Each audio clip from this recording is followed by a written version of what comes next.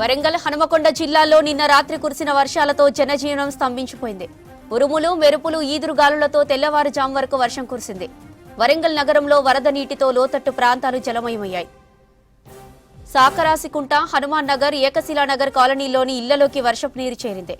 Shivanagar, station road, Ganapati Nagar, Santoshi Mata కాలనీలు నీట మునిగాయి. ఇక వరద నీటితో ఇళ్లలో ఉన్న సామాగ్రి పూర్తిగా తడిసిపోయింది. రాత్రి నుంచి అవస్థలు పడుతున్నారు స్థానికులు.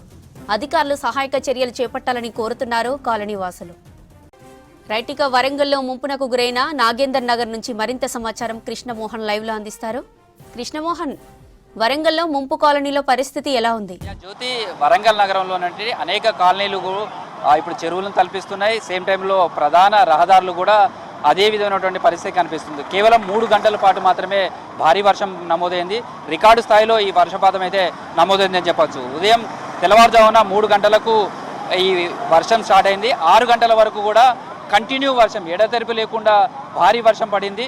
దీంతో అనేక కాలనీలన్నీ కూడా జలమయమయ్యాయి. రోడ్లపైకి భారీగా వరద చేరింది. ప్రస్తుతం ఇదంతా కూడా మిల్స్ కాలనీ పోలీస్ స్టేషన్ సమీపంలో ఉన్నాం. ఇది నాగేంద్ర నగర్ కాలనీ. అదేవిధంగా అటువైపు పెడితేనేమో కోట్ వరంగల్ ఉంటుంది. ఆ వెనుక వైపు రంగశాయపేటకు సంబంధించినటువంటి రోడ్డు ఉంటుంది. సేమ్ టైంలో ఈ ప్రాంతం అంతా కూడా ఇటు ఖమ్మం హైవేగా చెప్పుకోవచ్చు. ఖమ్మం హైవే, ఇటు ఖమ్మం నుంచి విజయవాడ నుంచి కావచ్చు, ఖమ్మం, అదేవిధంగా దంతాలపల్లి, తొర్రూరు, వర్ధనపేట, ఇల్లందు ఈ ప్రాంతాల నుంచి వచ్చే వాహనాలన్నీ కూడా ఈ రోడ్డు నుంచి వెళ్లాల్సి ఉంటుంది. ప్రస్తుతం అయితే ఉదయం అయితే దాదాపుగా నడుములోతు వరకు నీళ్లు ఉన్నాయి. అయితే ఈ వెనుక వైపు ఉన్నటువంటి కాలనీలన్నీ కూడా ముంపుకు గురవుతున్న నేపథ్యంలో ఇక్కడ రోడ్డు డివైడర్కి సంబంధించినటువంటి బ్రేక్ చేసి కింద ఉన్నటువంటి వాటర్ని అంతా కూడా కిందకు వదిలిపెడుతున్నారు. దీంతో ఈ కింద వైపు అంటే నాగేంద్ర నగర్ కాలనీ వైపు భారీగా వరద ముంపు వెళ్తున్నది. అటువైపు వస్తున్నటువంటి చెరువులు చాలా చోట్ల పొంగి పొర్లుతున్నాయి, నగరానికి సమీపంలో ఉన్నాయి. అవన్నీ ఫ్లో ఎక్కువగా వస్తుండడంతో ఆ వాటర్ని అంతా కూడా కిందకు డైవర్ట్ చేసే ప్రయత్నం చేస్తున్నారు.